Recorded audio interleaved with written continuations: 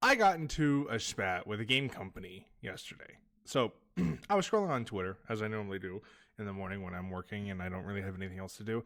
And I saw this post for one of the most recent and blatant ripoffs, there's no other way to say it, of a Plants vs. Zombies clone called Trolls vs. Vikings.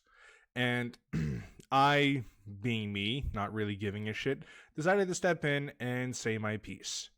I get being inspired by a game. We were all there. But this is the definition of a clone. And the only difference to Plants vs. Zombies to this is the theme.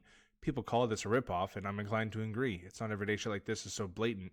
Just because you can doesn't mean you should. In which they responded with, many games share genre and style. Even Plants vs. Zombies was clearly inspired by previous titles of the genre since 1991.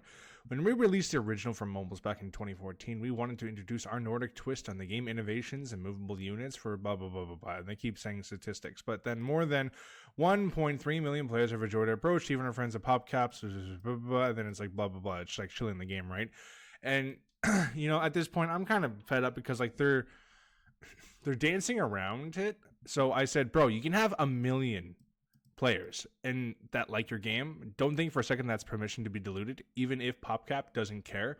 Which, why would they? They don't really care about the IP anymore. But at the end of the day, this game has actual very little creativity built into it. And then they respond with fucking this. And at that point, I decided to say fuck off. If a game company doesn't want to have any integrity, that's completely fine. But don't think for a second that I'm going to ever play your game or ever speak positively of it. I don't think for a second that I wouldn't ever do this again. Don't make scummy games. Make good games. But yeah, that's how